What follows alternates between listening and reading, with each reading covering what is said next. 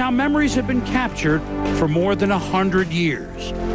It is how examples of true excellence are passed down from generation to generation. The Colts are world champions for the first time since 1971. And records the great moments of our time. The New York Giants have knocked off the New England Patriots, and the Giants, with the most improbable win in recent memory, have won Super Bowl 42. To see the heights the NFL has reached, we see its path in the frames of history. A 50-year-old title game like no other before or since. Fans, today the 1958 National Professional Football season is officially over, culminating with this great championship game. Before Peyton Manning set the standard for excellence, there was Johnny U. Unitas back to throw. Gets good protection. Throws a long one. It is good to Moore. Before the Giants' defense stood tall against a team on the edge of perfection, there was Sam Huff. Huff just grabbed him low, picked him up, and dropped him. Now, for the first time, the legends who played in the game that put the NFL on the road to greatness watch the game with the champions of today. Well, I tell you right now, I'm so lucky I didn't play back then. You'd have loved it. And they'll see it as they've never seen it before, in color. Drexler makes a brilliant catch. Join us for the landmark presentation of the greatest game ever played. Unitas flips to Moore. Moore has it the 5. It may or may not be a first down. It'll be that close. Complete to Berry. Berry to the 10, the 5. Ball is fumbled by Root. The New York Giants pick it up. Webster picks it up. Give it to the 5, the 4. He's gone. Gives to Amici. Finds a big hole in the center. He makes it. Myra makes it. Man, what a game.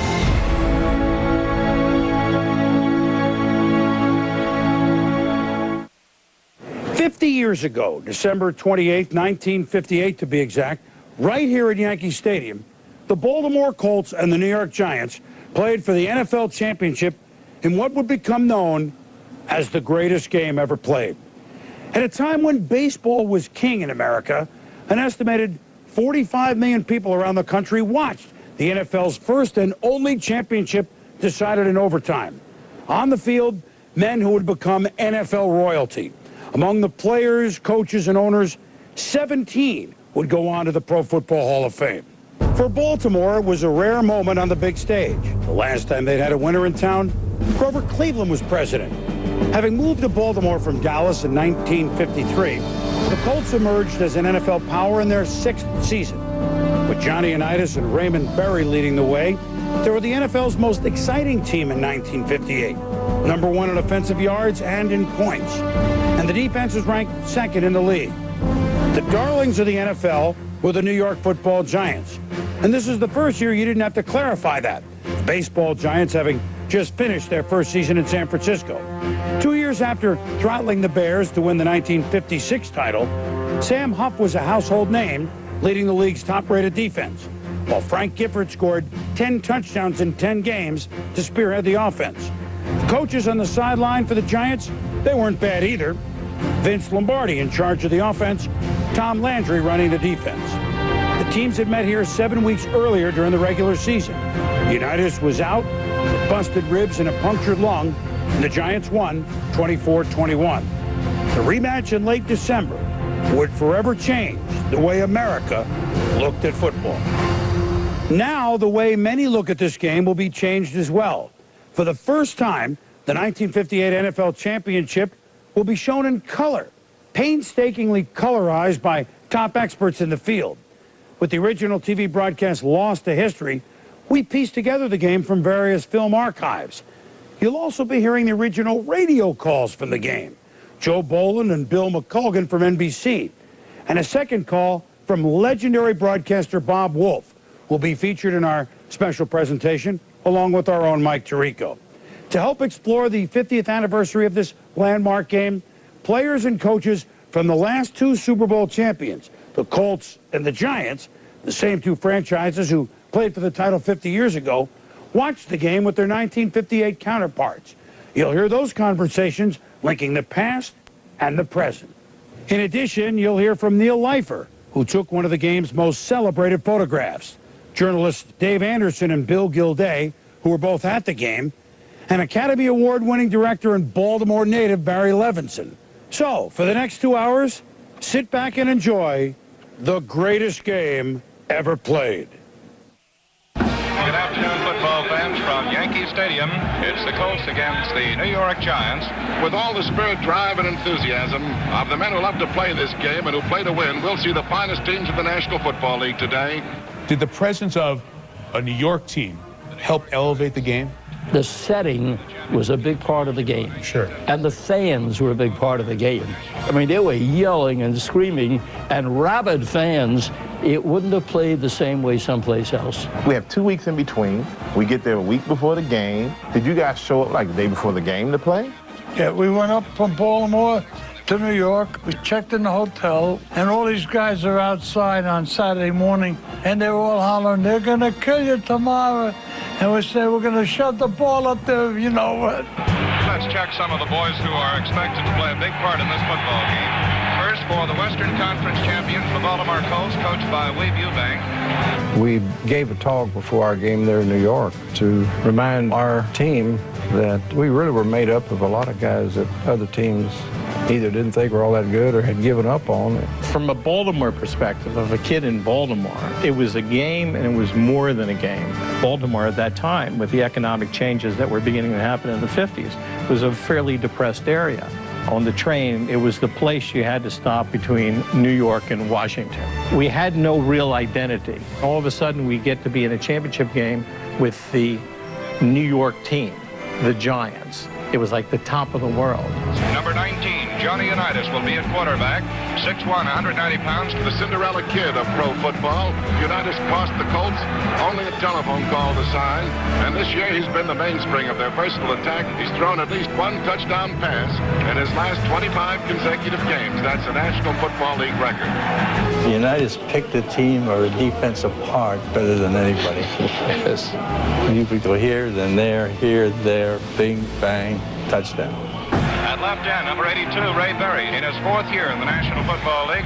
What I learned about the body is that you just keep training it. You can train it, and you can elevate a skill. The right end, number 84 from Notre Dame, Jim Mutschelter, 6'1", 215 pounds, 28 years old. My first year with Baltimore, we won 3 games and lost 9, and started progressing from there. Yeah, definitely. I mean, it took us 3 to 4 years for this team to build to a championship team. Number 68, Alex Sandusky. His home is in Annapolis, Maryland. My first year, I was a regular. I made $5,000. How much are houses back then? You could have bought one of them row houses in Baltimore for $4,500. I mean, a nice row house. The right halfback, also living in Baltimore, number 24, the former Penn State star, Lenny Moore, and a threat to go the distance anytime he gets his hands on the ball. If you made 11, 12,000 a year, we were happy. If you were all pro and whatever, you could count on $1,000 raise. And man, we thought we were rich. Plenty of meat on that Baltimore defensive line. They guard Donovan, 6'3", 270 pounds. I had a bonus in my contract. If I stayed 275 or under, I got $3,000 at the end of the season. Now, you don't think I stayed under 275? I know some guys who pay that just for wanting to be over. They don't care. Yeah, it looks like they're all over now. But what were the other fat guys out there? Oh, some ugly bodies. Well, I was fat, too. I was fat when I was born. I was 17 pounds. I was out of shape from the beginning. Gino Marchetti, an all-pro end the last 3 years. He has been in the Pro Bowl for the last 5 years and is regarded by most pro football experts as the best defensive end in the game. What was the most you made? Me? Yeah, in season. Well, my last year, probably 40. You made more than I did. Let's take a look at some of the boys who will be operating for the New York team this afternoon. Frank Gifford, the left halfback, was drafted number 1 by the Giants in 1952, and they've never been sorry for that draft. He is just about the most versatile backfield man in the game today. Frank Gifford, I grew up with, called Monday Night Football games. Good. Tell me what kind of player Frank Gifford was. Frank Gifford was a great player. People forget that the Giants' assistant coach for offense was Vince Lombardi. And Gifford was his man. Gifford was his man. Pat Summerall, who 2 weeks ago this afternoon kicked them right into the Eastern Conference race with just a couple of minutes remaining in the final game of the regular season and set up the playoff last week. Well, it used to be fair game for the kicker on the kickoff. Really? Oh, every team assigned a guy to go get the kicker. It's expected that Coach Jim Lee Howe will again follow his system of starting Don Heinrich and then following up with the veteran Charlie Connerly. Your players had accepted the Heinrich-Connolly thing by now, obviously. Well, most of us thought it was really stupid. We just waited till Jim Lee, for some reason, who was very superstitious, decided to take Heinrich out and put our main man, Charlie Connerly, in. You would like the way they coached then, Tom. Jim Lee never had anything to do with the game. No. It was only, you took the roll call, we got on the bus. Lombardi coached the offense, and Tom Landry coached the defense. In the offseason, Connerly is a cotton farmer in Clarksdale, Mississippi. How did that work? Having a job during the season. On Monday morning, I was on the production floor at 7 o'clock. I didn't get that much work done, but I was there. They expected to see me. Wow, that's, yeah. I taught school in the off-season. I had a watermelon farm in Florida. The left guard, number 68, Al Berry, 6'2", 230-pounder from Southern California. You were talking about strength. Was weight training as big, you know? Oh, no. No, so that was not. We didn't believe in it. They said you're going to get muscle bound, and so don't lift weights. Right. And don't swim. The Giants are introducing their defensive lineup. Big Sam Huff, he's wearing number 70. Roosevelt Greer at right tackle. I think my game day was like me going to the bathroom and throwing up. Saying, this is a big day. I got to get my stomach down. Their defensive backfield composed of Lyndon Crow, number 41. You look good size right now. About what my playing weight was. What was that? 195. It seems that New York is one great big village today, which everyone is talking about. The New York Giants and the Baltimore Colts, 70,000 fans approximately, will show up here today. This was a baseball town. You know, sports fans weren't talking about the Giants. You could buy a ticket to any Giant game the season of 1958, including the championship game. My father took me as a teenager to this game. The attendance was 64,000 and something, so there were empty seats. And between 15 and 20,000 came up from Baltimore. Well, this was just the NFL championship, which in those years was not that big a deal. There were football fans everywhere, but it wasn't a nationwide religion. Up to this time, pro football had not made that great an impact anywhere. College football had. College was bigger than pro at this time. Oh, no question. You get so much media attention now, and Super Bowl is the biggest event. But compared to, like, I know boxing was big back then, baseball was huge. We didn't have any real relationship or interviews by other media other than our regular beat writers in Baltimore.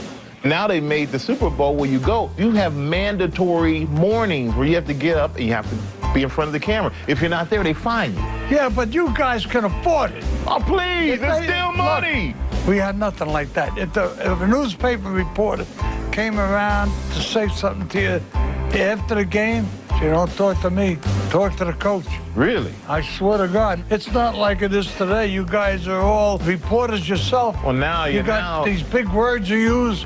I don't even understand what the hell they are. Me either, and I use some of them. The Giants will receive the kickoff, and in the first period of this football game, they'll be moving from north to south here at Yankee Stadium. The game was played on December 28th, 1958, which happened to be my 16th birthday. So for a number of reasons, it's a day I'll never forget. But you weren't paid to do it. You were just a kid there with a camera at that time? It was a hobby. The Colts against the Giants for the World Championship of Professional Football. Retchichar waiting for the whistle from referee Ron Gibbs. Here's the kick. Retchichar gets a good boot going high and deep into the Giant end zone. Maynard takes it and decides to stay in there for the touchback. Now, when we get the chance to broadcast Monday Night Football in 2008, we have these beautiful new stadiums with great press boxes. What was it like, your setting for broadcasting this game? It was primitive. I mean, the first thing I thought of, if I was doing a game like is the World Championship, where would I sit? Well, there's a little ledge over there. Let's see, I think you'd be able to fit in there. No communication with the press box. If any big announcement took place, you were there. You were isolated forevermore. And I was doing the game solo, play-by-play, so there was no moving around or going for something else. Who was your spotter for the game? My spotter was Maury Povich. Was it? Yeah, he was a teenager. So you're responsible for Maury Povich? I guess you'd call it that. The Giants' offense would go 3 and out, but the top-rated New York defense quickly rose to the occasion. Unitas starts to carry on a quarterback draw, gets away from one man, gets just about a yard, and there's a fumble, and the Giants recover. So the first big break of the football game as the Giants take over 1st and 10 on the Baltimore 37-yard line. That game was blacked out in New York. And if you wanted to see the game on television, you drove to New Haven. The reason they did that was because the owners felt this television is never going to work. If we televise it, no one's going to come to our games at home, and no one's going to pay the price of admission. The members of the winning team in this football game will receive approximately $5,000, while the losers will receive slightly under $3,000. Well, these days, every game you play in the playoffs, the first... Don't tell me. Okay, I won't tell you that. Don't tell me. I won't tell you. Heinrich still at quarterback for New York. Hands to Webster. Woody goes nowhere. We almost had a fist fight before the game determining who was going to get a share. I almost got in a fight with Sam Huff because I wanted to make sure Jack Kemp got a full share. Giant fumble, triplet, couldn't hold on to it, and I believe the Colts have come up with it this time. It's the Baltimore Colts ball. Gino Marchetti came up with it. What did you guys get for winning share? I think it was like 175. 175,000. Our whole team didn't make that. Unitas calls the signals. He gets good protection. The little flare pass out to the left. Dupre has it. He gets to the 49-yard line. I'm watching this film, and there's not a lot of grass on that field if there's any, so it looks like a big dirt or mud field. That's about all you guys have, and it makes it a heck of a lot harder for you. I mean, getting good footing and good plant, boy, that had to have been pretty tough. Coming up, early drama leads to the first score. And he gets yardage. He's at the 35, the 40. He's at the 50. Next on the greatest game ever played.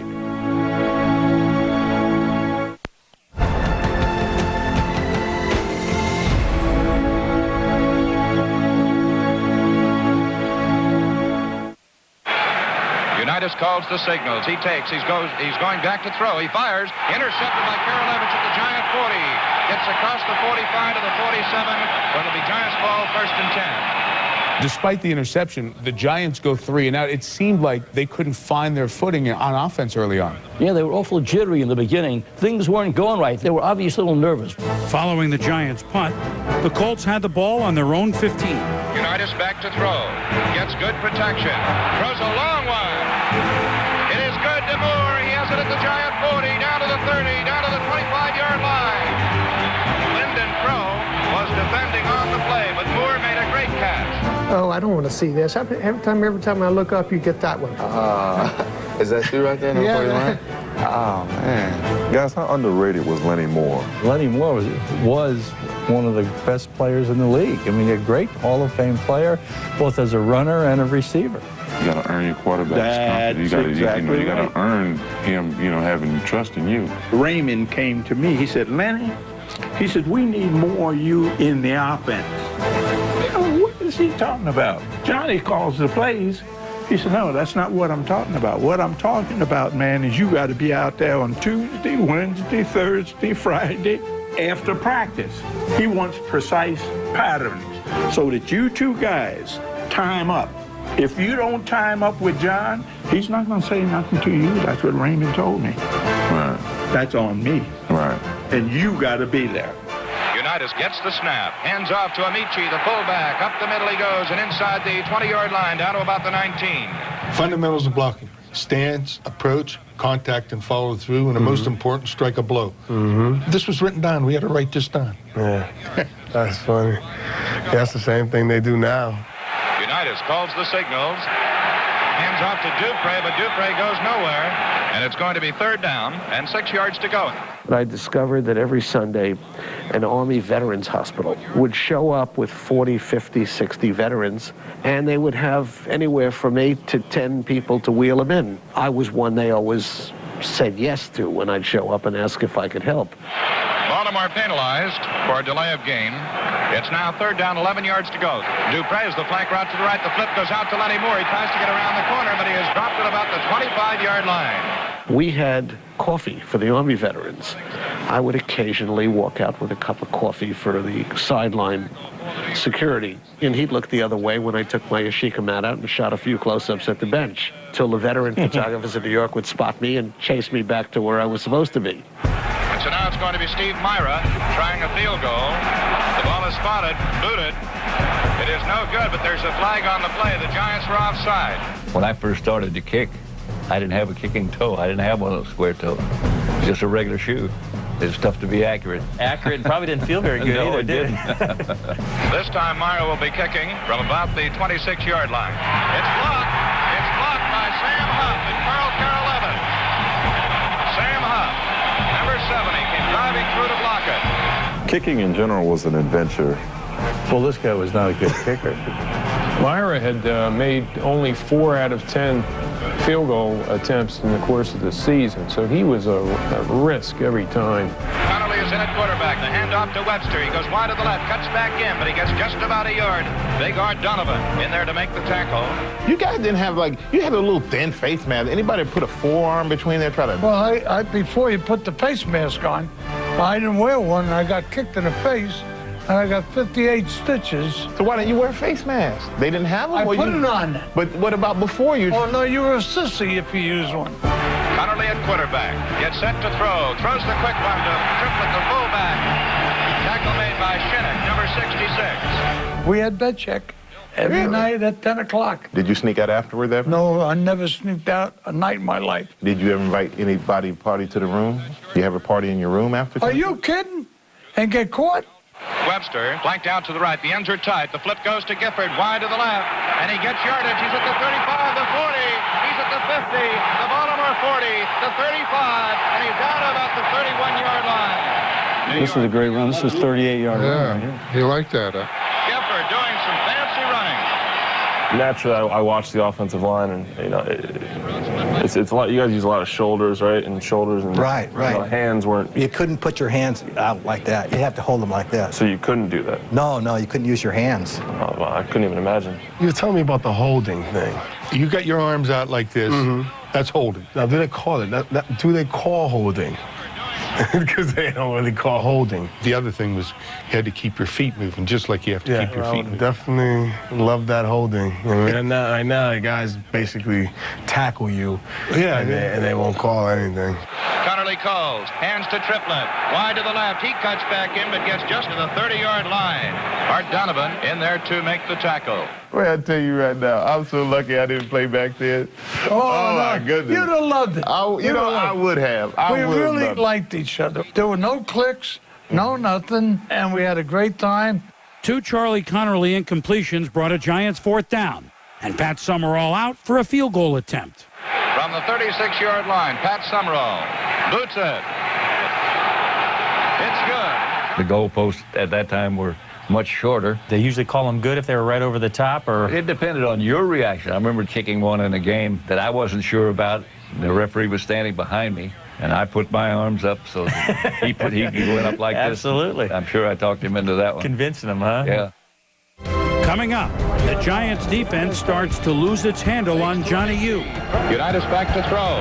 Gets protection. Runs with the ball. 45, 40. Next on the greatest game ever played.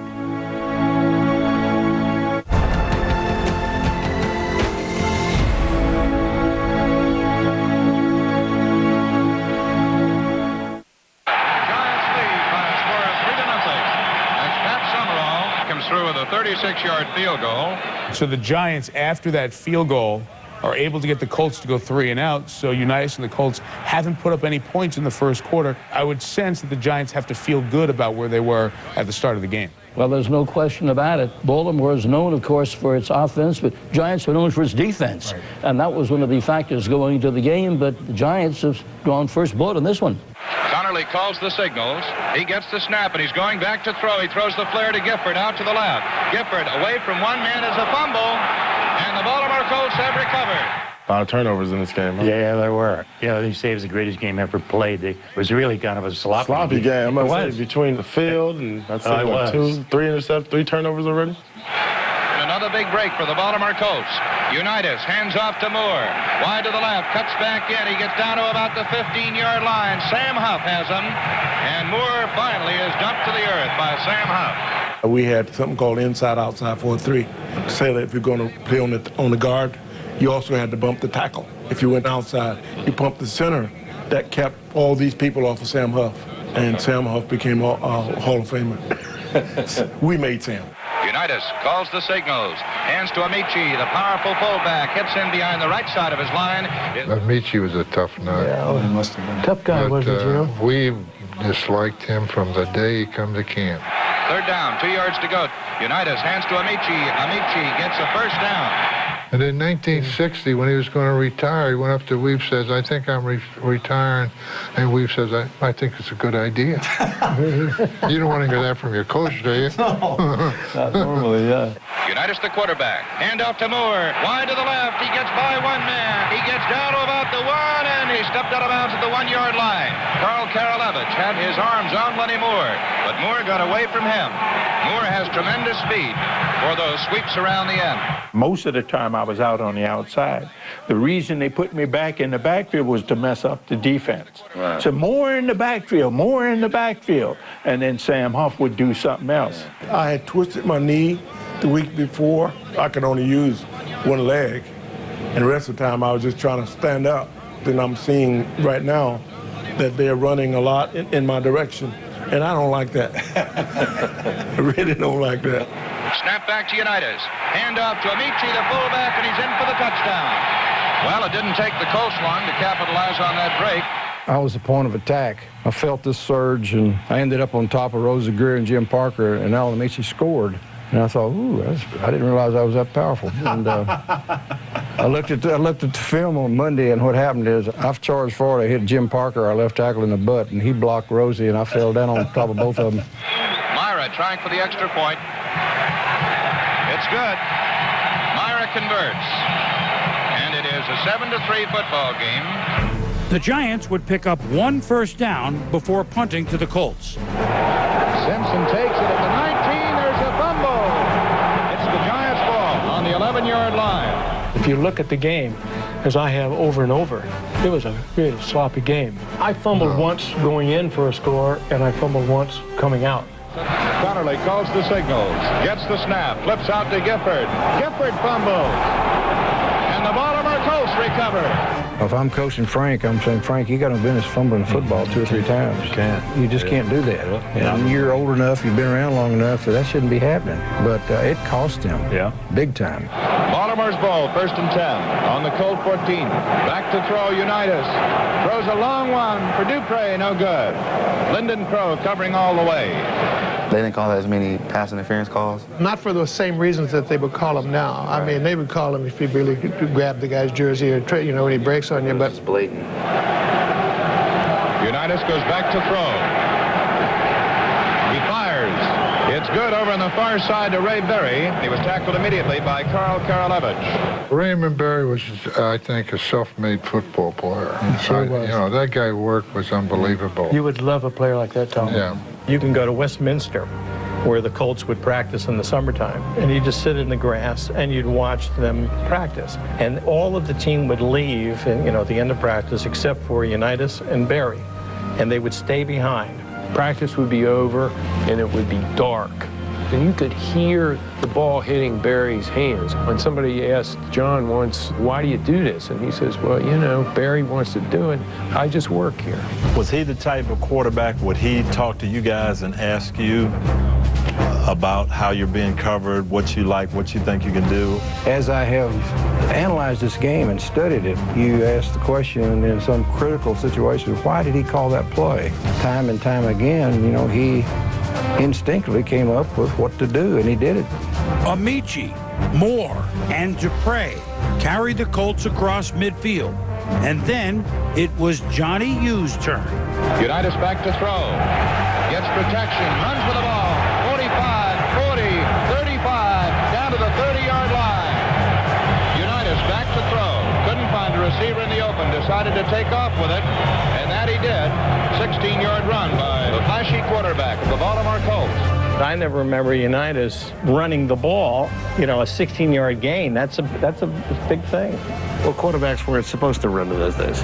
You drop back and pass, or you hand it off. But you never think of Unitas as running the ball. Unitas gives to Lenny Moore, and boy, he's really upended by Sam Huff. Huff just grabbed him low, picked him up, and dropped him at the 29-yard line. I was injured in the second quarter. I ended up being mostly wide receiver the rest of the game. I had to be in the game as a decoy because they didn't know it. Because they didn't know you were hurt. Right. Unitas back to throw. There's a marker on the play. Unitas starts to run with the ball.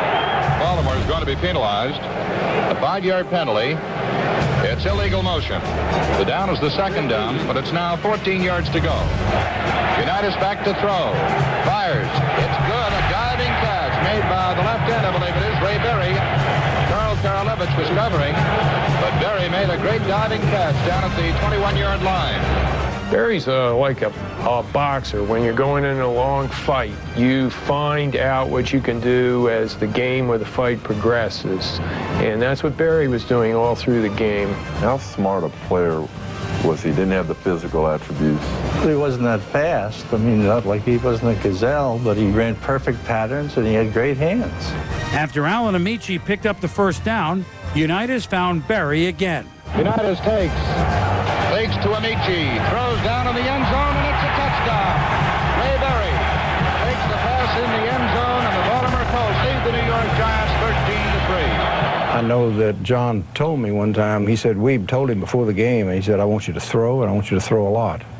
He did not think we could run the ball against the Giant defense all afternoon, and so that was basically the only instruction he gave him, just throw the ball and throw it a lot. One of the things I think you guys had that I see the same thing that Peyton and Marvin have is that just working together so much and understanding he has a feel of what you see and where you're going to be, and a lot of that just from practicing together, I'm sure. Myra trying for the extra point. Snap, the spot, the boot, it's good. And it's a 14-3 football game. Our offense was great. It was really nice when they received the ball.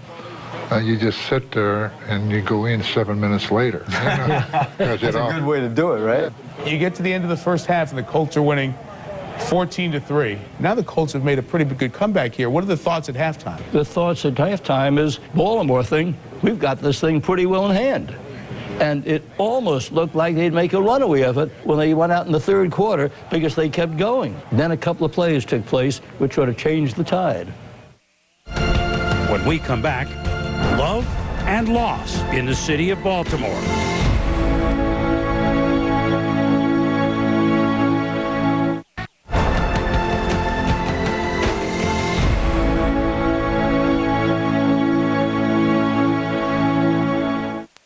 For halftime of the 1958 NFL Championship, there wasn't a rock concert, certainly no Janet Jackson. There wasn't even Up With People. Instead, it was the Baltimore Colts marching band, cheerleaders and majorettes among the people entertaining the crowd. And just as we did with the players who made this game legendary, the men and women who livened up halftime got to see themselves as they'd never seen before. That Baltimore Colts marching band was a big, big deal. In Diner, I used it for the wedding march that Eddie, who was a fanatic, had the Baltimore Colts marching band song as the bride came down the aisle. Da, da, da, da, da, da, da. Ba, ba, ba, ba, ba, ba, ba, ba. What is it, music? Yeah, it's a Colts marching song. It's very tasteful, very tasteful. Bill Miller, Baltimore Colts band. Let's go, you Baltimore Colts. My name is Rosemary Stafford Baldwin. I was a Baltimore Colts cheerleader. Drive on, you Baltimore Colts. I'm Danny O'Toole. I was the drummer back in 1958. Fight, fight, fight. I'm Marge Schmidt, and I was one of the majorettes. Crash through that Chevrolet light. And I'm her twin sister, Darce, better known as the younger one. To victory.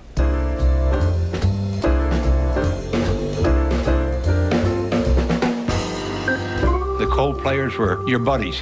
You could actually see them anywhere in town and talk to them. They were just normal, everyday guys. And I'm standing right on the end. They got a little drum. There's you, right there. Look how little you were. This girl, Mimi Chalzinski, approached Eleanor Dudley and I and asked if we wanted to be cheerleaders. And when she left and got on the elevator, I said to Eleanor, who are the Colts? We would do a COLTS to, rile everybody out. We would be in a stooping position, bring the sign around standing up, throw them back down on the ground, and jump. The wind had been blowing. So the O and the L got transposed. It was CLOTS. Our fans went right along with it. The routine that we did was Rudolph the Red-Nosed Reindeer. Those were red leotards, but black and white, they appeared as if we had nothing on. I don't think those leotards look that bad. No. At least we filled them out. Yeah, that's for sure. In more ways than one.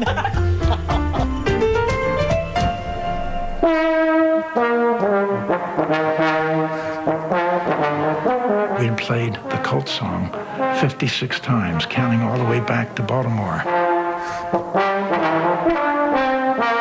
It was bloody at the mouth because on the train rocks and rolls, and the mouthpiece was hitting the lips, so that when I got back to Baltimore, I was a bloody mess.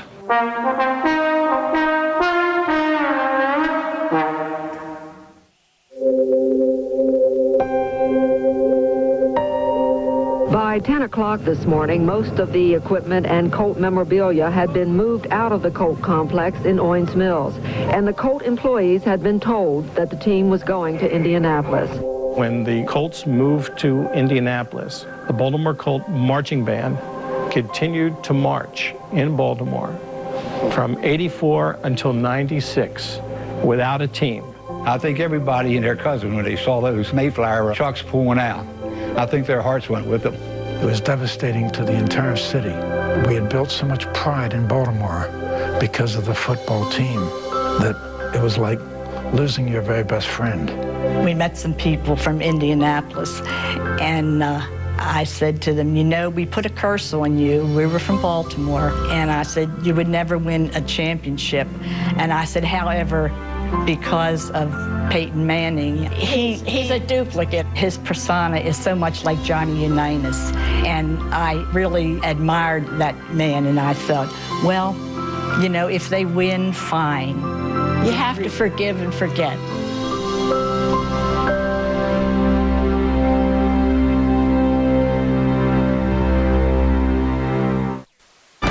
When we return, the start of the second half and a game-changing battle of wills. Unitas gives off to Amici.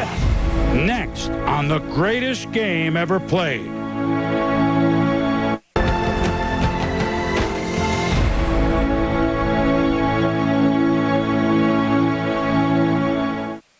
We're just getting the third period underway here at Yankee Stadium. We're anticipating fireworks. Again, Moore wide to the right. Back goes Unitas. Sets, throws. It's good. Grabbed off by Bird, the left end, a short hook pass, which finds him tackled. There's a disturbance on the far side of the field, but immediately the officials are into it to stop it. Bob, all these Hall of Famers in the game, and I've heard about this little sideline spat with Sam Huff and Weeb Eubank. Look at Weeb running over there. What'd you see? Weeb Eubank was very upset about this. He felt that Huff was really giving it to his man. I mean, he's the gold of the team. He went after him. He took a swing at Sam Huff, and Huff automatically swung right back at him, and they were separated, but neither one got a knockout. That was a non-fight. Huff challenged Weeb. Weeb thought the team was behind him, backing him up, had his back, as it were, but Weeb looked around. There wasn't anybody behind him, so all he had in front of him was Huff, and he just backed off. The Colts and Giants would trade punts before Baltimore took over on their own 41. Back to passes, Unitas. Good protection. Throws to Mutchler. Mutchler makes a brilliant catch. Oh, my God. What a catch. Wow. Look at that. Wow. His accuracy was unbelievable. I mean, they're making catches that they should make. He put the ball right where they should catch it every time. This time it's Dupre flying to the right as Unitas comes back to throw again. Fakes once, hits Barry on a hook, and Barry is tackled by Karolevitz and by Huff. I don't know how you like the middle coming to ground. I make my money in the middle, but you got to keep your head on a swivel. Oh, boy. They will hit you. The Colts blocking has been superb. Unitas flips to Moore. Moore has it at the 5. Moores it down at the 3-yard line. It's first and goal to go for the fired-up Baltimore Colts. I just remember as a Giant fan, you know, being so upset that they weren't winning. See, the thing that's interesting about it in watching the game, I never remember the Colts being ahead early on. Bob, you mentioned how the Colts had control of this game, and this drive here in the third quarter, boy, if they could have scored one more, do you get the sense that that might have been it for the Giants? This could have been the big score of the game. If they came through, it would have gone from 14-3. They would have been in front by a score of 21-3. And that was quite a hurdle for the Giants to come back on. Johnny Unitas calls signals at the 3-yard line, gives to Amici. Amici is at the 2, the 1. Amici is down just shy of the goal line. That's when we, as a defense, have to come together as a goal line stand. You know, that offensive, that's like one of the best moments of a game that kind of gets lost. Supposedly the advantage goes to the offense, but defensively, that's when you really have to step up. That's the toughest part of the game for an offensive lineman, too. 2nd and 1 yard to go. Unitas quarterback sneak. He does not appear to have made it. See everybody's feet slipping out from under him? Oh, yeah, I do see that, yeah. Oh, yeah, guys are slipping all over. So everybody was just basically bumping into each other. A goal line run in the NFL right now is extremely hard. That field was frozen down on that end of the field. You could see his feet slipping, so he couldn't get the power. It's third, a little less than a yard to go for the Baltimore Colts. Unitas gives off to Amici. Amici can't do it. Amici is piled up at the line of scrimmage as the New York Giants are showing why they have won rave notices with a tremendous goal line stand. To put on a goal line stand, had they scored, you sort of give up when you're that far That would have been the turning point in the game. The Baltimore Colts with 4th and 1. The Giants aroused, digging in along the goal line. Let's see what happens now. If you kick a field goal, you're up 17-3, you're up 2 touchdowns. But, yeah, you got a chance to put the game away right there. You got to go for that one and get it in from the 1. Unitas this time flips wide out to Amici. He is brought down, and the Giants take over at the 5-yard line. John Unitas called a pitch out to Alan Amici, and he was supposed to take the pitch out, start running, and then throw a pass. And I was standing in the end zone by myself and didn't see me. Wow. That play there was a pass play. So 428 is pass. He didn't hear the 4. He heard the 28. And he went out and he tried to stretch it out, even though that part of the field was frozen. So that took a touchdown away from us. That may have been the big play of the football game, that 4th and 1. Whether the Giants, who put it in a tremendous goal line stand. Unitas never said anything about this for years. I mean, he never said that somebody blew the play. We were sitting just above it. It was as if you could almost reach down and try to get him to do it right. But we never would be talking about this game today if it weren't for that play. I'm curious, Raymond, on that, what you guys' mental state of mind was right then, taking it down, driving down the field, going to the 1-yard line and not scoring. I think disgust would be probably the way to describe it. Coming up, a wild play puts the Colts on their heels. The ball is fumbled by Root. The New York Giants pick it up. Webster picks it up. Next on the greatest game ever played.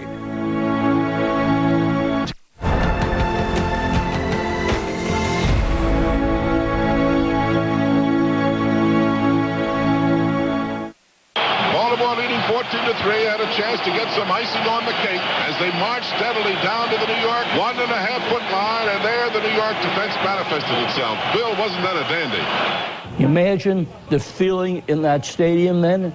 1st and goal to go, and they're thrown back 2 yards. Right. That was an amazing stand, and that one play made a big difference. It's amazing how well they were doing just running right up the middle with Amici in the 2nd quarter and the 3rd quarter, and then they choose to go wide. Now the Giants, they've got some momentum and the ball, and from their own 5, they were able to kind of take it off the goal line and move it down the field better than they had all game. Mike, you think now with that great stand, we're waiting now for the Giants to break through, right? And they run a couple of plays, but they're not going. We're waiting for the big play. Is there a big play? Are they going to come back and score to get things more even? Well, finally, they come up with that play. Third down coming up for the New York Giants. The ball is down the 12-yard line. Connolly fakes a pitch out, throws a deep pass to Road. Road has it. He's in the open at the 50. Here comes Nelson to get him from behind. The ball is fumbled by Road. The New York Giants pick it up. Webster picks it up. Webster's at the 10. Webster is knocked out of bounds to the 1-yard line. That's great hustle there. Boy, he come a long way, didn't he? Is that something? That turned the game. I thought he was in the end zone right there. No, it looked like it was. Sure he did. would be today's game. Yeah, that's right. If you move the flag, you score. So the New York Giants, with a freak play, now have first down and 1 yard to go for a touchdown. What a freak, weird play that was. You know what stands out to me right at this very moment? The absence of little red flags in coach's socks, and it's the replay. Because that would have been challenged and probably down by contact or something. Connolly now, handing off to Webster. Webster drives, doesn't make it. He's piled up, short of the goal line. Did it never feel like the goalpost was in the way when you was at the goal line? Like you was limited? We used to use the goalpost to cut off a guy. I mean, you go down and run a pass play and cut and run a guy into the goalpost. New York has second and goal. Here is the handoff to Triplett, and Triplett smashes in for the score. New York now has 9 points. Baltimore has 14. But I just noticed Mel Triplett, number 33, in the stands very often at these games was a young man named Lou Alcindor. And that's the reason he wore number 33 as a basketball player. Really? It was Mel Triplett's number. 3 minutes, 45 seconds to go in the third period, and here, trying for the extra point, is Summerall. Summerall's kick is good, and the score is Baltimore 14 and New York 10. For you guys, that holder really had to be important. He had to really put the ball holder in the had to spot. really be certain that he put at the spot you were looking at. If our holder misses the spot by an inch or two, we can adjust a little bit more, where if they miss their spot for you guys, it's pretty tough to make that up. Right. You can't really adjust for that. So we get to this point, the Colts go 3 and out. They still have the edge on the scoreboard. But how about in the stadium? How about the momentum? What did you feel broadcasting? Did you feel the Giants were starting to get into this a little bit more? At this point, it looked like the Giants had finally come to life offensively. They were getting a new break. They were in there. They had the momentum going at this point. And all of a sudden, the Colts, who had been out in front, during the first half there, had the lead, looked like they were going further ahead. They were being knocked back by New York. So the tension kept building at this point, and it was anybody's ball game. But the Giants seemed to have a little edge. 20 seconds unofficially to go in the quarter. Connolly back to pass, throws complete to Stilker at the 40-yard line. First down for New York, and that is the end of the third quarter. The score is Baltimore 14, the Giants 10. Was that the Giants situation that the defense really carried their team and the offense kind of stay out the way type of thing? The offense was fine. Charlie Connolly is the best quarterback who's not in the Hall of Fame. Bob Wolf speaking here in Yankee Stadium, which has never been noisier than it is this afternoon, as we come down the last quarter of this National Football League championship game. Giants with the ball. Connolly this time. Fakes, goes back to pass, throws deep to Stilker. He's in the open. Gets the ball at the 20, and is finally brought down at the 15-yard line by Nelson. We did a lot of play action stuff. We didn't have time to do anything different for this game because we had a playoff game against Cleveland to win our division the week before. First and 10 for the Giants in the Colts 15. Connolly back to pass. He throws in the flat, complete to Gifford. Gifford's at the 5, the 4, he's gone. It's just a little A-flare out of the backfield, and Charlie took a swing at your head and missed. They were doubling up on Rote, and he did a slant in. And the other back covering Rote tried to come back, and it was too late. The veteran Charlie Connolly maneuvered the New York Giants 81 yards in 4 plays, hitting Frank Gifford for the touchdown. And now it's Summerall kicking the extra point. It's good. The score is New York Giants 17 and Baltimore Colts 14. On the next Colts possession, a pass interference call set up a potential game-tying 46-yard field goal attempt by Bert Retzichar. spotted down. Here's the boot. It's a high one. It is carrying, just short of the goalpost. The ensuing Giants drive was cut short. Ball goes to King. He fumbles the ball. The Baltimore Colts have the ball on the Giants' 42. The Colts capitalized on the turnover, reaching the Giants' 31, but the drive would be short-lived. Unitas this time fakes to you. Dupree goes back to pass and is thrown for a loss. Robustelli was the heart of the defense. He was the Marchetti of the Giants. And, I mean, Sam was a great player, just as Robustelli is, but Robustelli's in the Hall of Fame, too. It's 3rd and 19. Unitas, back to pass, is hit and thrown for a loss by Mo Zaleski. I was counting sacks in this 58 game, and I went through and I did it myself. I think the Giants had 5 and the Colts had 4. But that night, we sacked Tom Brady, a great quarterback, 5 times and hit him 9 other times. Yeah. And nobody had done that. Bob Wolf speaking, all set to go. Brown now goes back in punt formation, 4th and 27, the situation. He gets off a high spiral. Patton takes the ball on the 5-yard line, almost stumbles there, and it's knocked out of bounds across the far sideline, close to the 20. Coming up, the first down debate that's lasted half a century. It may or may not be a first down. It'll be that close. We look to solve it once and for all. Next on the greatest game ever played.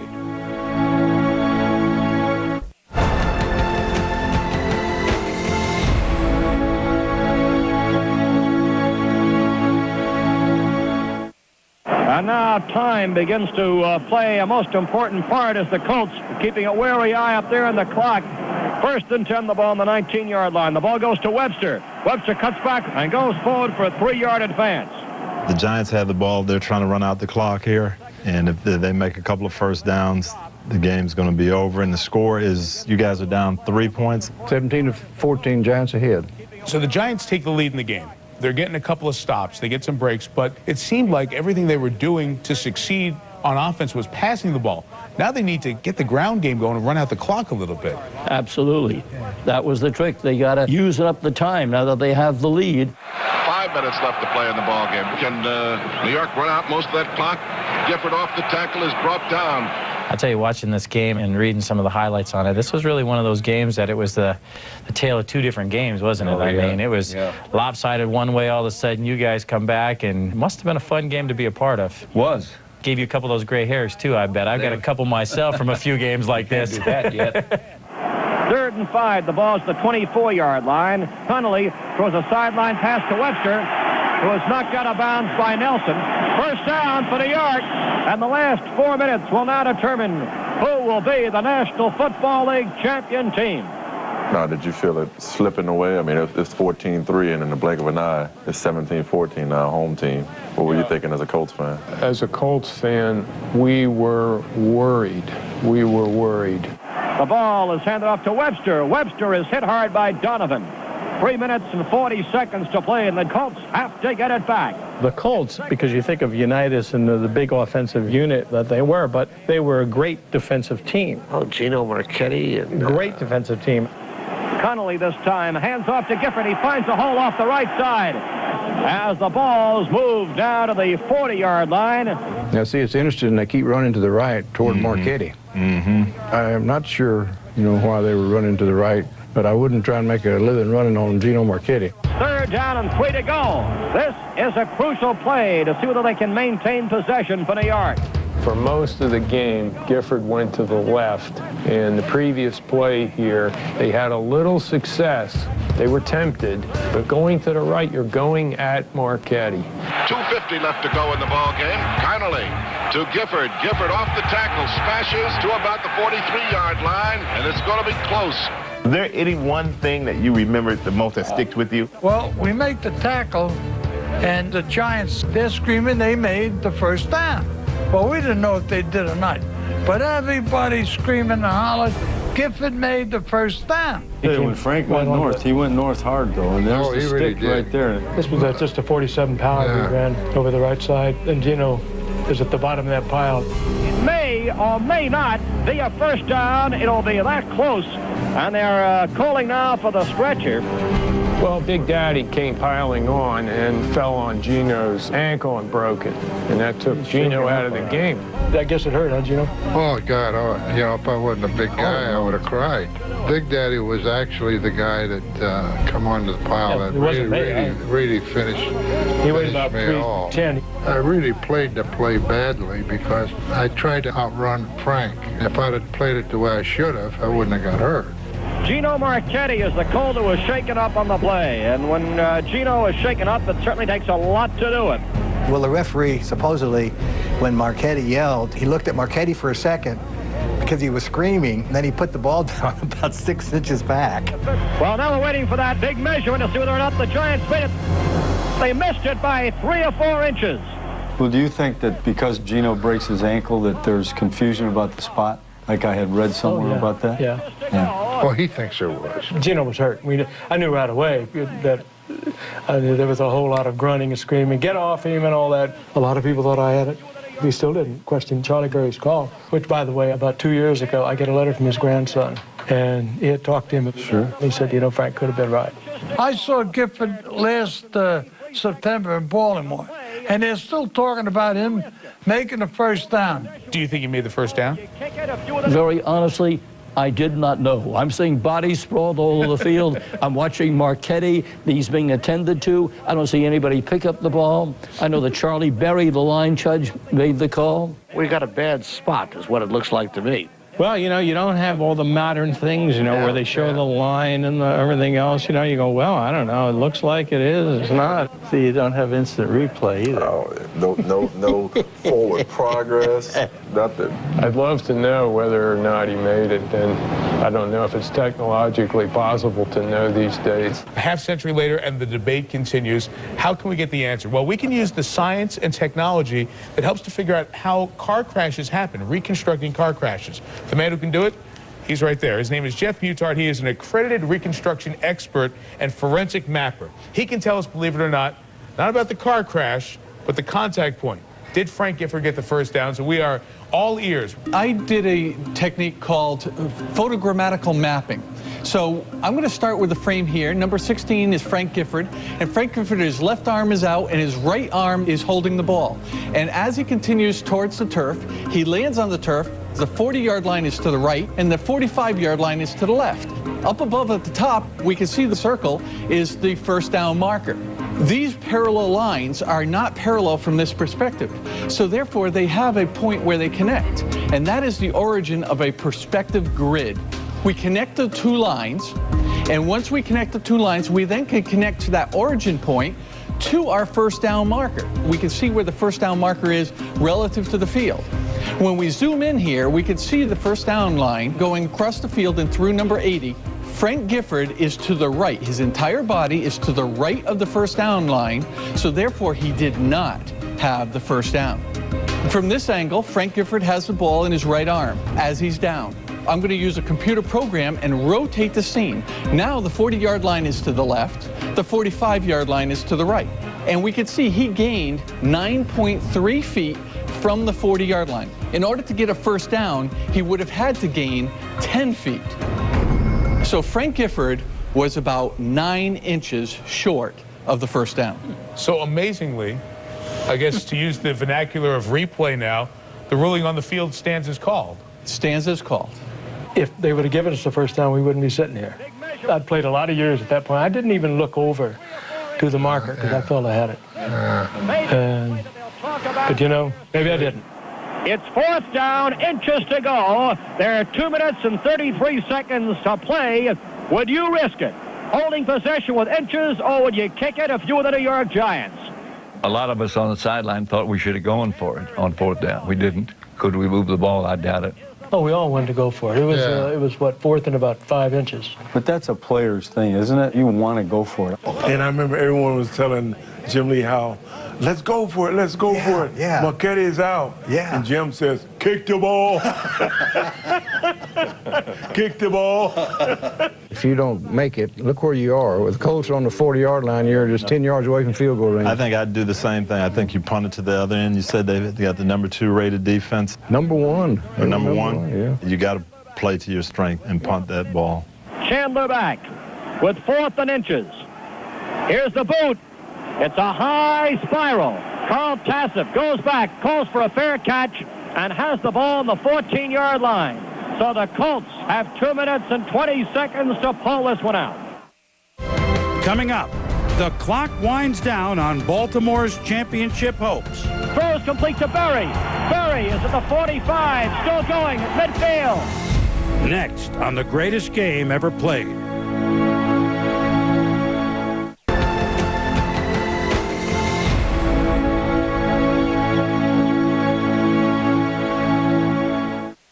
The Baltimore Colts have 2 minutes and 15 seconds to pull this one out. They're on their own 14-yard line. Can Unitas pull it off in the 2-minute drill? Well, there was a feeling if anybody can do it, he could do it. The team had great confidence in him. He had proven himself under fire, but now he has the Giants to contend with. They're up to win this game as well, and it's up to whether or not Unitas can connect with Berry. You know he's going to him. I remember trotting on the field to start this series. I was disgusted because I said, we've already blown this game because we should have already put this game out of reach, and we didn't. And they do it. The next 2 minutes will tell. Unitas back to pass.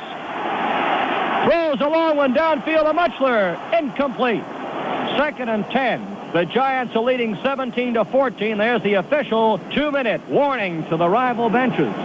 This was the invention of the 2-minute drill right before our eyes. I mean, we didn't know that you could march down the field. Something that we take for granted. It rolls off your tongue now. The 2-minute drill starts right here. Unitas back to pass. He throws to Dupre. Dupre can't get it. And it's 3rd and 10 from the 14-yard line. I knew our defense was going to hold him. So I'm talking to our quarterback, Heinrich, and I said, in '56, you won the championship. What did you get? He said, well, we got a ring. And I said, boy, I'd really like to get a ring this time. The Colts have to click or they'll not be in this game much longer with 1 minute and 50 seconds left to go. Back goes Unitas.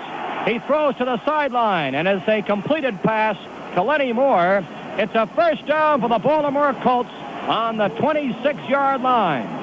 I knew where 10 yards was. I went 12 yards, came back, and he completed it at 11. He knows just exactly where to put the ball. 1 minute and 20 seconds left to go. The Colts trail by 3 points in the ball game. Unitas back to pass. He throws toward the sideline, incomplete. And that stops the clock. We were well prepared as far as the 2-minute drill was concerned. I didn't notice any apprehension among anybody. You prepare for it so much, you know, during practice. I sit there and watch Peyton and Marvin and Reggie and those guys hook up. I mean, I see it every day in practice. You know, when they drive down the ball on us sometimes, you know, I see it, I know this is what we prepare for. Here's Berry flanked wide to the left now. Dupre is back with Amici, and Moore is flanked wide to the right. It's 2nd and 10 from the 25. John and I would spend time on our own talking football and talking situations and rehearsing them. One time we talked about, if a linebacker walks out here on me, what are we going to do? Because you can't run a 10-yard square in with a 250-pound linebacker around your neck. Well, I'm wondering if John remembers, and I'm sure he's wondering if I remember what we had agreed on. With 2nd and 10, Unitas back to pass, throws complete to Berry. Berry is at the 45, still going at midfield, and knocked down. The New York Giants had 8 pass defenders, and yet Berry got that pass complete and was finally dropped down at the midfield stripe. Those pressurized situations, making things happen, playing by instinct, that's when your great players make those plays that make the difference in the game. This sets the tone for the second completion and the third one. We don't get the first one, we're not going to get the game. Timeout called by the Baltimore Colts, stopping the clock with 1 minute and 5 seconds to go. We were getting back and unloading it. Their defense had been holding us for all 3 quarters. We hadn't been putting up any points after the first quarter and a half of that game. 1st and 10 at the 50-yard line. Unitas fakes the pitch out, throws to Berry, complete. And Berry is brought down after picking up a first down. There are 45 seconds. The ball's on the Giants' 35-yard line. Unitas throwing the ball and really running the patterns the way it is, boy, he only had a split second to try to make a move or something, and then the ball was there. Were you guys in no huddle at this point? Were you going right to the line, or were you still huddling? I don't think there's any question about the fact that the no huddle threw off the Giant defense. We're almost like we're on automatic pilot. We just go into the routine. Unitas is calling them, we're running what he says. I know the times that we go out in this situation, we're down 3 points, and we've got the ball with Peyton. I just feel like we're going to move it and score, and I think our whole group feels that way. First and 10 to go on the 35-yard line of New York. Unitas back to throw, does throw. It's good to Berry. Berry shakes loose from one end to the 20, the 15. He's down on the 13-yard line. Throwing a Raymond Berry, that's what Sam Huff says. The only thing I keep hearing in my head is Unitas to Berry, Unitas to Berry. Just 10 seconds left to go. Mario will attempt the field goal from the 20-yard line. All that happened so fast, and all of a sudden his field goal team on, run off. He didn't have time to think. We were scared to death because Steve Myra is not a high percentage kicker.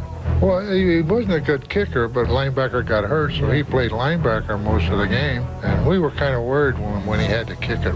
There's no such thing as the chip shot in the mind of a kicker. Those 20-yarders can feel like 50 in a hurry when you haven't had a great game, that's for sure. You have to have a lot of confidence. I think that's the thing that makes a kicker successful. Yeah, there's been a few times that I've wanted to go to the other sideline after a miss, but hopefully those are far and few between. You haven't missed much. I could not watch that play. So we had come all this way to New York, and I could not watch that play. I was standing to the left of my father, and I buried my head in his overcoat. Myra will attempt a field goal. Here's the boot. It is high. It is good. He makes it. Myra makes it. Ties the ball game 17-17. Man, what a game. I think psychologically we got a big break on the Myra kick because he didn't have time to think. My father screamed, he made it, he made it. Hey, we couldn't believe it either. There wasn't anything in the world we wanted more. That's maybe the most difficult kick out there, too, is the game-tying one, because you haven't put the game out of reach. All you did was extended the game a little bit longer, and you know you're probably going to have to go out there and do it again. And what a clutch comeback by the Baltimore Colts. Brother, this is one for the books. It's hard to believe you haven't had an NFL championship game go to overtime, and these two teams with all their great players had this seesaw game, and nothing's been decided for 60 minutes. I got a little excited as I listened to myself here. Well, I can see why. Coming up, the Colts and Giants go into uncharted territory. We figured, well, you know, boom, it ends in a tie. That's it. Next, on the greatest game ever played.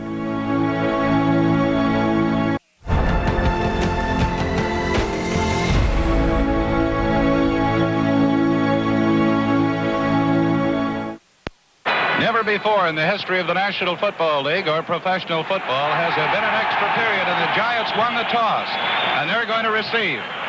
I still find it hard to believe that here you have a championship game, but because there's not overtime in the regular season, and we had not had a game tied at the end of regulation, that people were thinking, okay, the game's over? Well, this is the championship game. Well, this is the first. Never had happened before. That added the extra element to this game. The title game, an overtime game, it had every element you needed to make it the greatest game ever played. When the game was over, we shot off to the sideline and figured, well, you know, boom, it ends in a tie. That's it. I remember sitting on the bench next to Kyle Rote, and when the game ended, he looked at me, he was the captain. He said, what do we do now? We're guys ready to go home. Those guys just said, forget it, let's go home with a tie. Okay. Everybody get a ring. Everybody, both teams are champion. What was the thought? We'll share it. It was used to be a tie was a tie. There wasn't anything about the word sudden death before I never that did. day. I never heard it. So when they came out there now having sudden death overtime, it was something brand new. Here's the Retchachar boot. It's a high one, not going too deep. It's fumbled by New York. Maynard punched the ball after fumbling it, and the Giants keep it on their own 20. The Giants won the toss, which made every Giant fan at least think all they got to do is get down within field goal range and they'll win. Right. It's 4:35 here in the East, and the lights in Yankee Stadium are invaluable because dusk is falling, and it's a wonderful picture here. You look at the light. It was such a beautiful time of day now. This was just what in the film world you would call magic hour. Connolly this time gives off to Gifford, sweeping off the right side. He cuts in, finds Little Hole. The fact that the Colts chose to defend the end zone put me in the right spot. Right. Had it gone the other way, had they chosen to go the other way, I would never have gotten a picture. A going away photo is not as interesting as the coming towards. Not from 100 yards. Connolly back to pass. He throws to Stelker, incomplete. They have 3rd and 6 on their own 24. We all said, if we get John Unitas the ball, we're going to win. Gino Marchetti had broken his leg, and they brought a fellow over from the right side named Odell Bracey, who was a good football player like you. And I says, Bracey, they're coming with the sweep. Connolly rolls out and keeps the ball, goes forward for a gain of about 4 yards before he's knocked down. And with 4th and 1, the Giants send in their punting unit.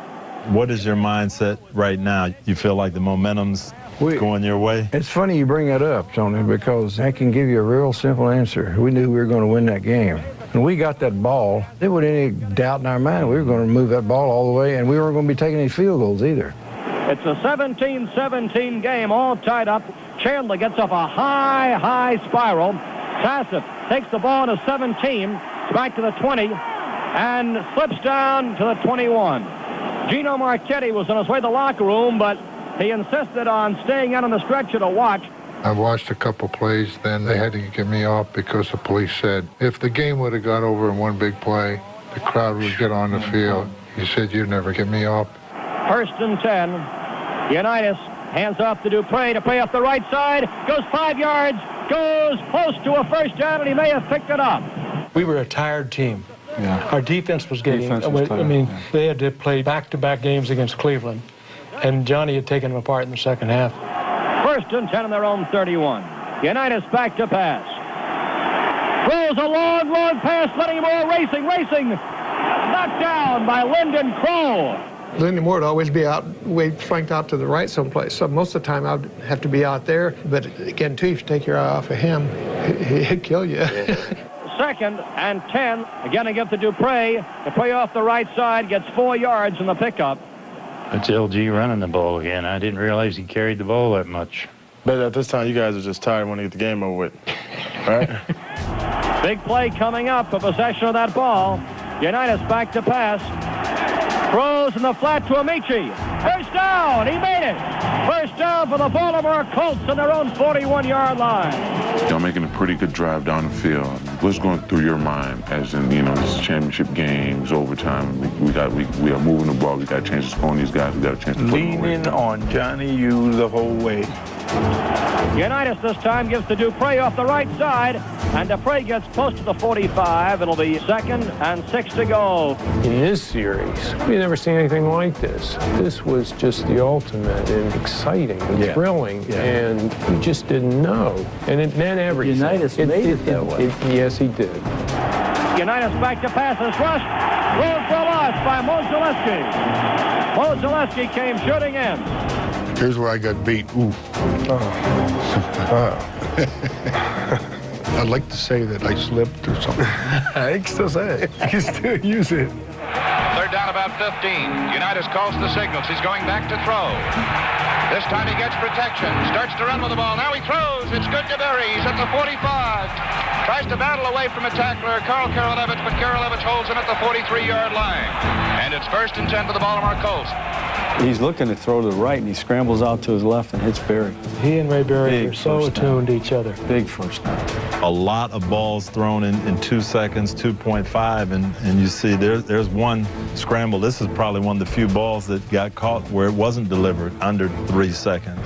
Unitas this time gives to Amici, finds a big hole in the center. Amici rams his way forward, deep into payoff territory.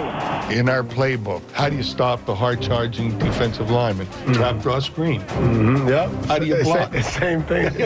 Has not changed. Oh, great hole. Beautiful call. She caught Sam Huff out of position. Sam didn't know what to do. He wasn't sure because he was trying to stop Raymond Berry from catching those passes, so he would cheat over. So he left an automatic hole. First and 10, the ball's on the 20-yard line. The ball goes to Dupree, who cuts off the right tackle, trips and goes down. And the decision is whether to try for the field goal and salt it away or keep possession of that ball. You get in the field goal range, now you start taking knees and... But they didn't think that. They didn't think like that then. But the only real solid, dependable field goal kicker was Lou Groza then. You know, even Summerall wasn't that dependable. Unitas, the quarterback, calls the signals. Snap back to Unitas. He throws the quick one to Berry. He makes a fine grab at the 10-yard line. They're going to mark it at the 8-yard line. It'll be Baltimore's ball, first down and goal to goal. Whew. That's a gutsy play, throwing a little in route right there. There are a couple of gutsy plays in this drive. I'm never mad at a team for trying to get us a few extra yards to make it a little bit closer, but there comes a time where we have to earn our money too. Coming up, one of the most iconic images in sports history. Next on the greatest game ever played.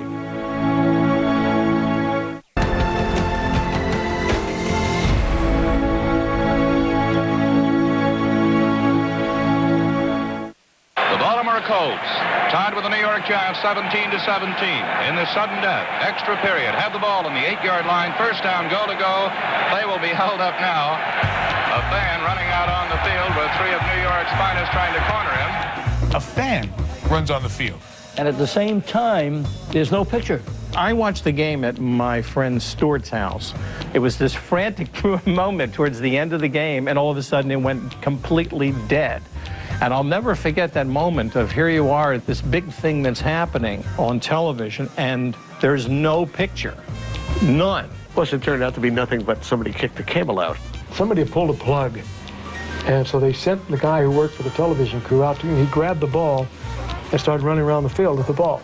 I don't know whether you do that today or not.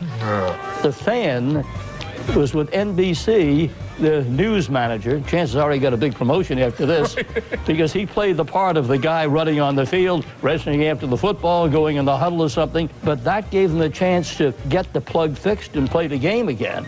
Oh, wow. Delay the game so they can finish the game. So they can get it fixed. Oh, yeah, that's a smart move right there. Yeah, that's real good. First down coming up. 8 yards to go for the score. Johnny looks over the defense. Hands off to Amici. Amici rams his way off the right side.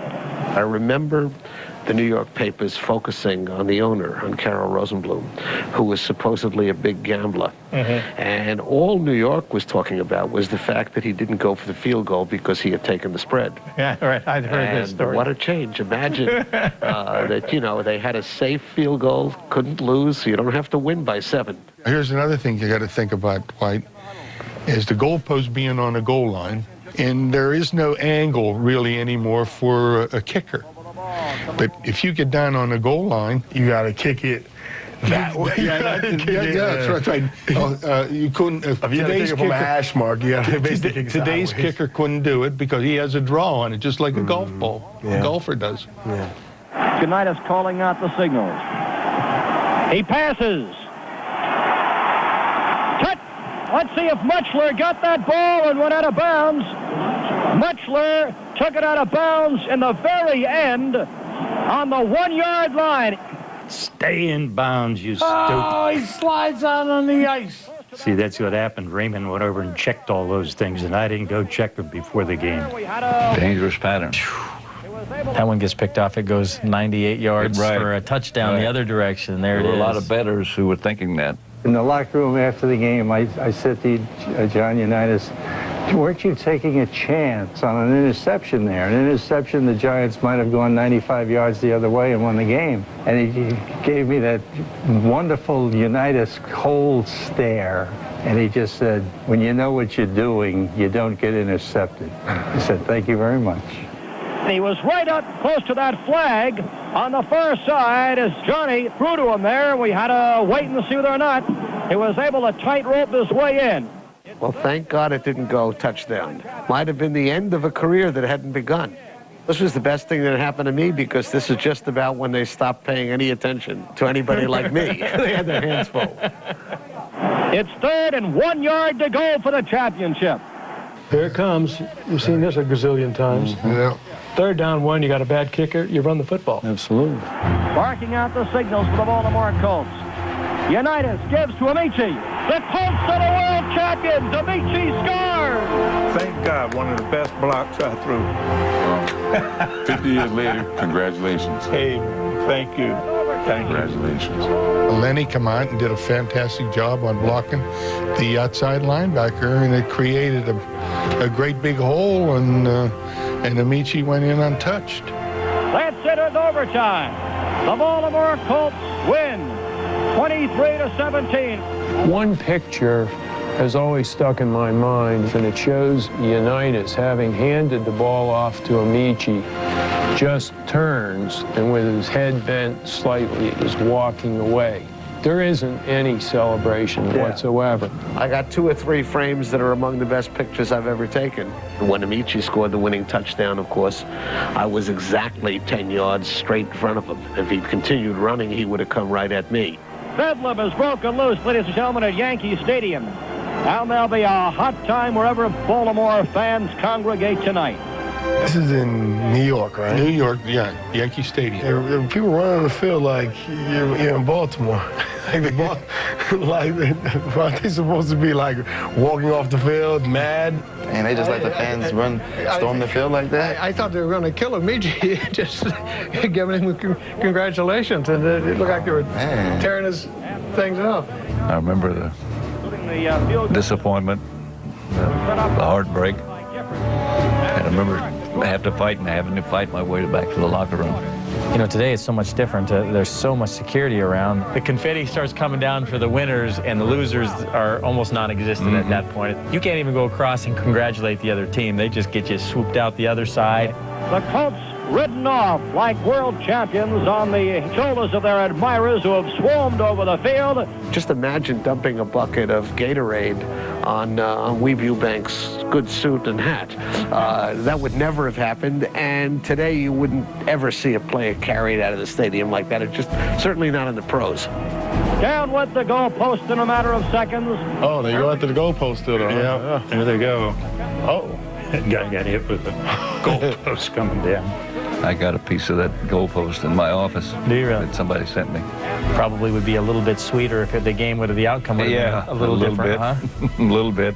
By chance, I gave the headline first, and the Colts are the world champions. Amici scores. I had the headline right, and the ball carrier second, which is where it should be in the championship. It stood the test of time. Yeah. You did the right thing. The first sudden death in the history, ever. Made you rich. Yes, you did. Appreciate that. When we return, the meaning of the greatest game ever played. It's the game that really catapulted the NFL into living rooms every week. Then and now.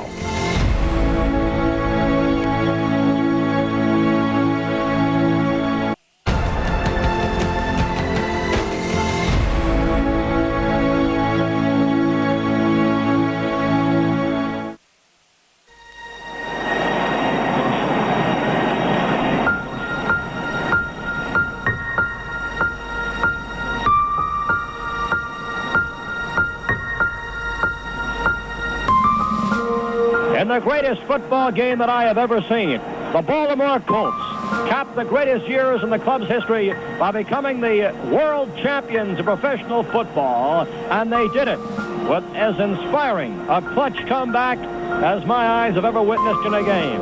Baltimore Colts, world champions, and it happened in Yankee Stadium. That was like an exhilarating moment that suddenly wasn't just a game. It was about the smaller city, you know, beating the big guys in Yankee Stadium, the house that, you know, Ruth built. I know when I walked off the field that day, it was one of the great all-time thrills of my life. What you learn is that all championship games come down to a couple of plays at the right time and making the first down by 6 inches as opposed to not getting it, keeping your poise throughout the game and making a big catch as opposed to just barely incomplete. It was a wonderful experience. It was almost like a religious experience when we won. That's a life a long dream for me. Winning the Super Bowl was huge for us and huge for me. That is something you'll always remember and never forget. Never forget that game. After you guys won the game, did things change? Where us to win the Super Bowl, it's totally different. It's like everything magnified times 100. Well, you know, you go back to Baltimore, you're like kings coming back after a battle. They never had a winning team. It's the greatest thing ever happened to the city. We just felt triumphant. Going home was an indescribable feeling. When we got back to Penn Station in Baltimore, I looked for the Sun, the Monday morning edition, because I wanted to verify what had happened. What was the reason that this game got elevated to this level as the greatest game ever played? What made this important was that television had now come into being. You had all-stars on both sides, as many as you could find. You had the ups and downs of this game. You had the first overtime championship game. And of course, the thrilling part of the seesaw battle all the way through, it had everything you needed. If you're writing a script, this is it. You got it. You had the perfect game, and that's what it was. The greatest game ever played. Football's a spectator sport. Definitely. And that game in particular pushed pro football to the top of the heap. There isn't any question it was the game that put pro football on the map. Yeah, it sure did. The guys who played in that game had no idea that that game was going to impact their entire lives enormously over the years, and it's grown almost in a mythological way. I guess you guys, and in this game, really put football on the map for the rest of us. At the time it was happening, at the time we were playing, I don't think we had any consciousness of anything like that. We thought it's just another game and we got to get through this, and we're playing for a lot of money. Lamar Hunt was watching this game in Dallas, and this game is what inspired him to say, hey, there's only 12 cities that have pro football. Let's start a new league. And that was the birth of the AFL. You know, a lot of people like to credit the Jets' upset of the Colts in Super Bowl III. Well, this created the AFL. That, yeah. The Jets justified the merger. But the AFL was inspired by this game. Well, I think anybody that understands NFL history by now understands that when it talks about being the greatest game, it's talking about it was a turning point game in the history of the league, economically, big time. I think for me, by 1960, I'm 5 years old and watching NFL football every Sunday. It's the game that really catapulted the NFL into living rooms every week.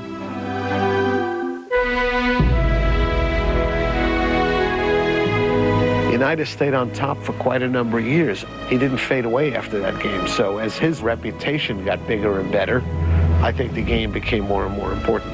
In Baltimore, it was immediately the greatest game ever. We didn't need time. Well, the game is what it is today because of people like you two. Tomorrow's game will be because of you. Can I tell you how many people watched that game in Phoenix, that Super Bowl, and were turned on to pro football?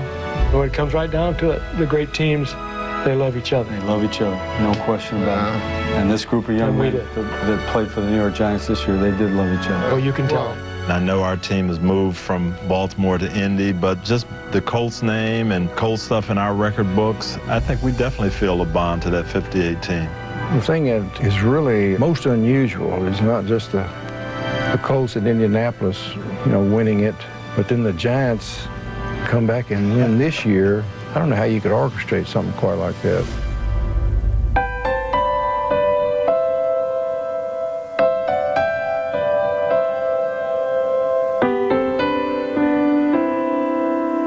There's a bond that goes along with it that people who haven't done it don't understand, because it's like a brotherhood. It really is. I agree. Although we may forget the names of some people that have played in the past, they're the ones that built the home that we're living in now, for sure. We playing this game the way we're playing it now because of you guys starting for us back then. So True.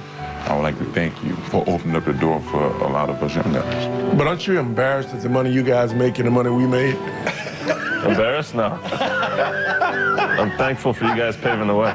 This is the roots, this is the foundation, this is where it all started, man. And you guys did what you had to do, and you had to, you know, pave the way for us. We were the best at that time, and you guys are the best in your time. And it's just a wonderful feeling to have. And I'll tell you one thing, Dwight, it's been my pleasure to talk to you. Oh, man. You're a super guy. No, I appreciate you, man.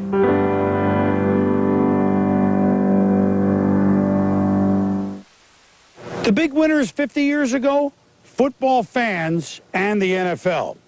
Alan Amici turned up on Ed Sullivan's show that evening, and the following week, Sports Illustrated declared the 1958 NFL Championship the best football game ever played.